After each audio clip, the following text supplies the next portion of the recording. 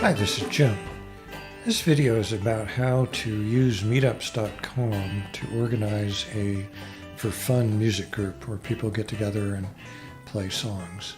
I've been doing this for about 7 years, and I've now got 2 different groups I run, and plus I belong to another one.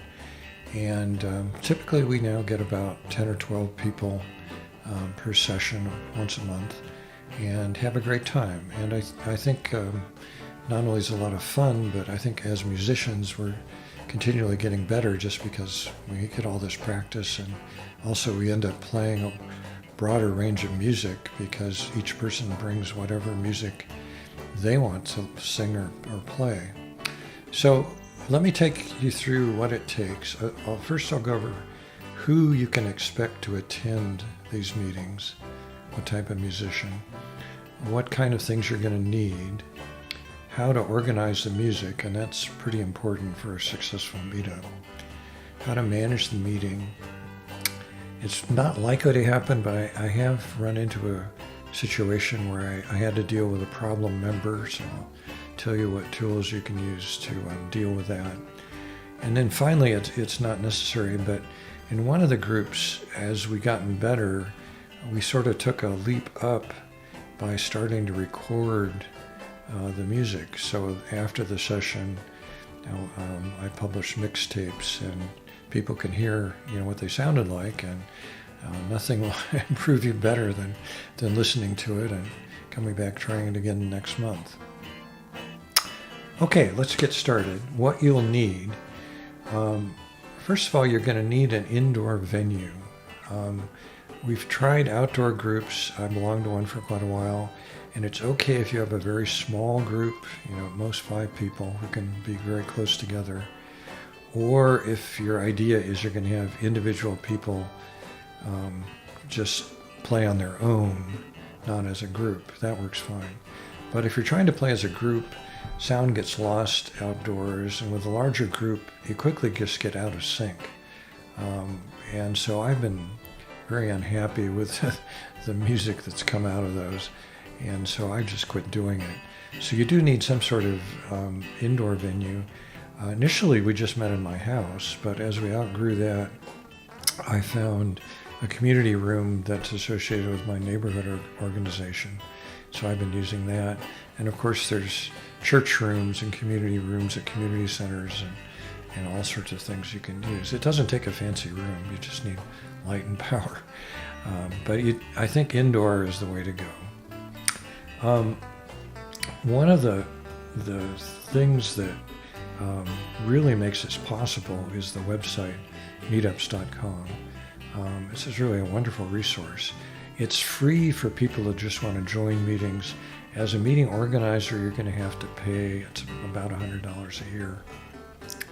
And that gives you the ability to create new meetup groups and organize it, edit it, manage the attendees, and so on. So that is a cost you'll have to endure, but it's worth it. In terms of the kind of people you're going to expect, I was hoping to attract all sorts of different instruments and whatnot, but generally what you get is vocalists and guitarists, and some guitarists who also sing. Guitar is just such a useful instrument that it tends to take over. Now, personally, I switched over to playing bass just so we'd have a bass player. And we're lucky in 2 of these groups to have a keyboard player. Getting a drummer is really an important addition. Some of our players have taken up using the cajon. I'll show you one. This is something you sit on, and it's a wonderfully flexible acoustic instrument, which has a lot of different sounds, including a snare. And so rather than just having guitars, it's great if you can have at least one person playing the cajon or a simple snare drum, something like that. But fundamentally, you're going to get guitar players. And most guitar players are used to playing from chord sheets with lyrics. And that's great because there's another wonderful online resource called ultimateguitar.com. And again, it takes a little money. I think it's about $5 a month. in order to have full access to that. But for all 99% of the artists, the music, if somebody picks a song, you'll be able to get the lyrics and a chord sheet right off that site and download it as a PDF. And I highly recommend using the PDF format for all of your documents. Don't assume people have Word or something else. And the one document that will always be read is a PDF file. And so Ultimate Guitar is just great. And it also allows you to transpose. So if somebody, it's pitched a little high for their voice, you can drop it down, any number of half steps you want, and then print it out in that key, which is really terrific. So highly recommend ultimateguitar.com. You're going to need some sort of shared storage where people can get these PDF files. I use Google Drive, which everyone has if you have a Google email account, and you can create shared folders inside of Google Drive and give people the link to the file, and that's how they'll get your music. Let's see, what else do you need? This is optional.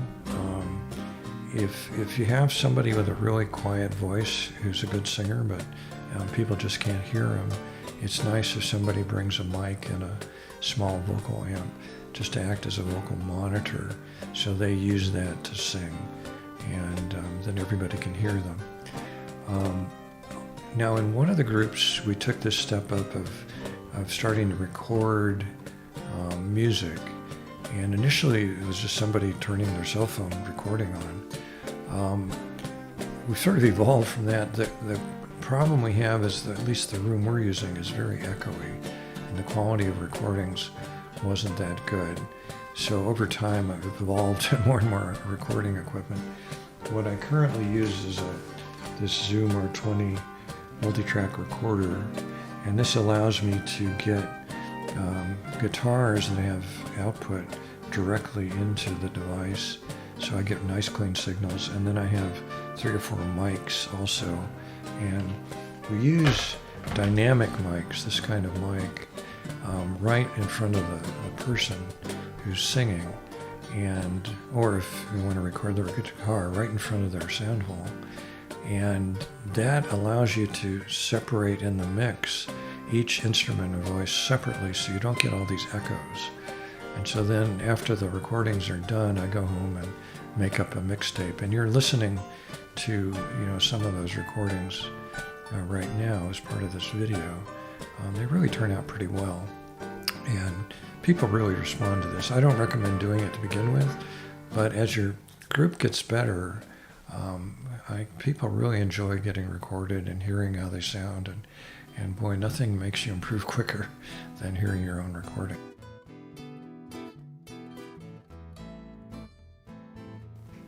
So let's take a look at meetups.com, and from a user and from an organizer's point of view. For people who are just getting started, they'll be seeing this welcome screen, and they can search for events in any particular area. In order to actually join an event, they have to join meetup.com, but that doesn't cost anything. And once they're joined up, they can search an area, like I'm searching here for on guitar, and see the events that are coming up. So here's an online open mic event, and the second one down here is one I'm organizing in about 3 weeks. And you can see I've already got 11 attendees, which leaves 3 spots open. They'll probably fill up before the meeting actually happens.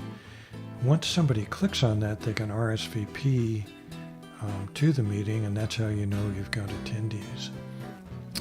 So to get to this point as an organizer, you're going to have to pay Meetup a little bit of money, and then you can create your own group. And during that creation process, you get to pick the topics that people will use to find your group. And there's already all sorts of topics listed in there you can just pick from. I think you're allowed up to 7 different topics, which will usually get the kind of people you're looking for.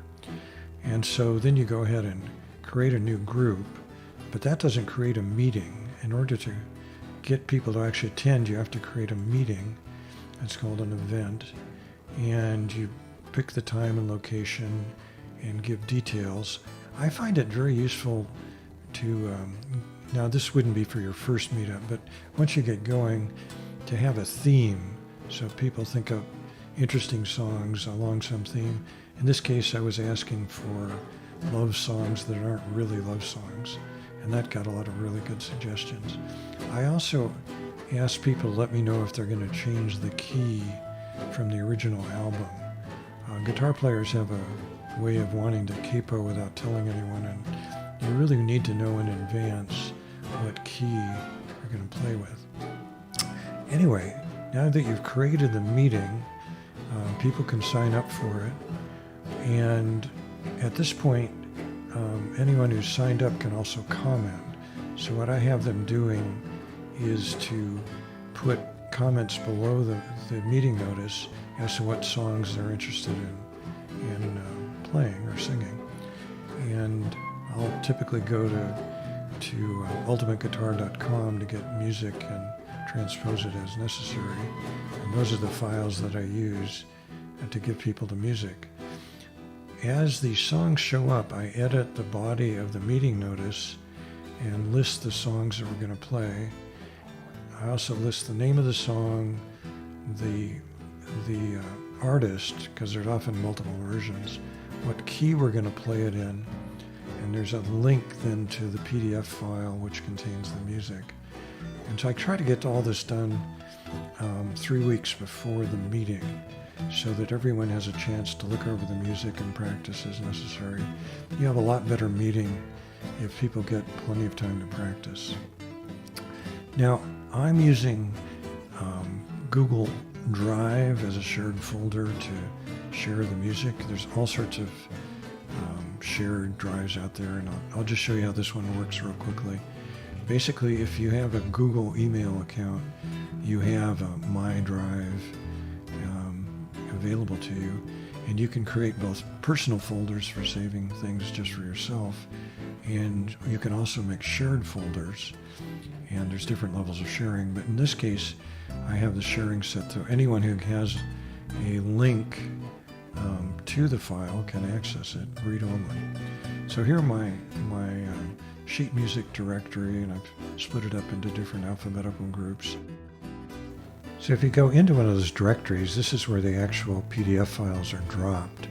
And you can see I've got thousands of these files now, so I found it helpful to give the name of the song, the artist, and whether it's capoed or not, and what key it's in. And that'll help you a lot in the future. And the way you actually share these files is you right-click on a file name, and with Google setup, you hit share and copy link, and that gives you a URL that you can then paste into the link back on meetups.com, and that's how people access these files. So the beauty of this is there's no email or anything like that. Everybody can just click on the files. These days, most people are using tablets, and so they don't actually print the files out. They just look at them on their phone or on their tablet, and it's pretty darn convenient. Okay, so you've created your new group, you've created a meeting, and people have signed up.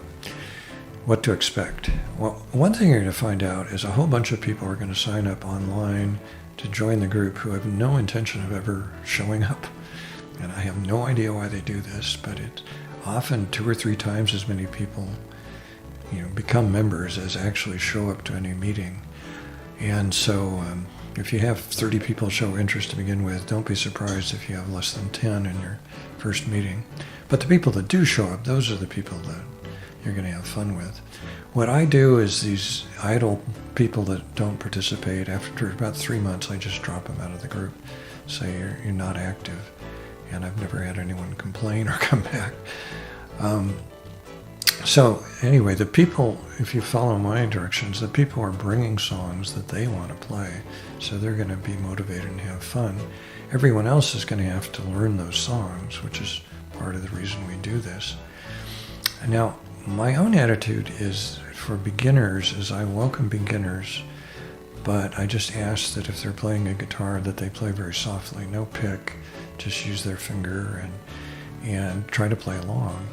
And, it doesn't interfere with the group, and it gives the beginners a real opportunity to get better, and particularly to get good at playing along with a tempo set by other people, which is usually the problem beginners have, that they're okay playing at a jerky tempo, but when you have to actually get it on the beat, they have trouble.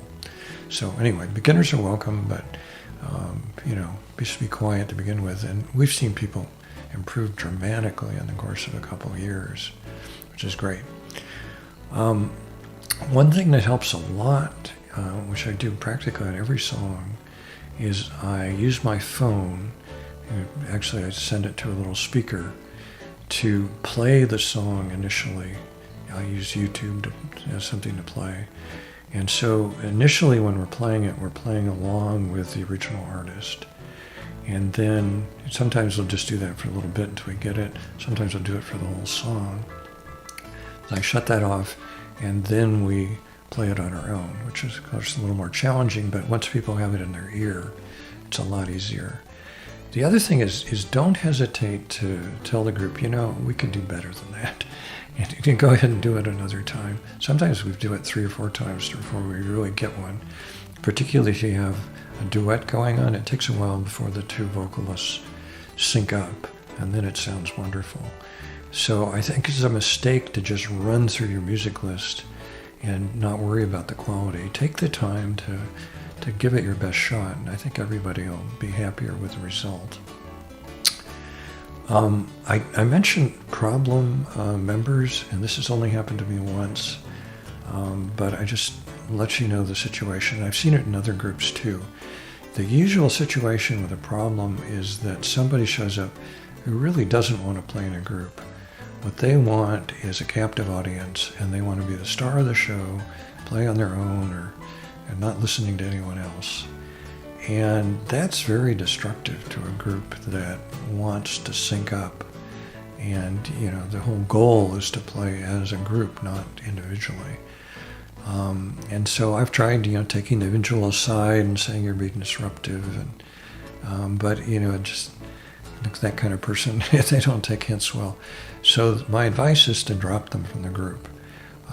Just one destructive person can just ruin a session. And there's really no alternative but to say, you don't belong in this group. Now, one last comment. As recording, what I've found is that if people know they're going to be recorded, they really bring their A game to the session. They practice, and of course they're recording something they want to have a recording of. And so you get a lot better result. And we'll practice it once or twice ahead of time till we get it sounding pretty good. And then we say, okay, now we're recording. People really concentrate. It's a great motivator to get people to do their very best. And it's very satisfying when people hear the results. It often sounds much better than they thought it did. Now, part of that is when you do recording with multiple mics and whatnot, you can get rid of all the echoes in the room and get their real voice and their real instruments. And when you remove all those echoes, you get what people actually sound like. And it sounds pretty darn good. So this isn't something I do to begin with, but I'd encourage you to think about it. And you don't have to start out fancy in recording, but what I've seen over the years is as the groups get better, my desire is to get a better and better recording and to do a better job mixing so that people have a really good product. So it's pushed me in the recording side as well as the musical side, and it's been a lot of fun. Okay, I think that's it for this session. I hope this is useful to you. I found this one of the most rewarding things I've done in many, many years is setting up these groups and just having fun with new people and new music, and I've learned some new instruments, and it's just been a really delightful experience. So I wish you well in setting up your own groups and enjoying them.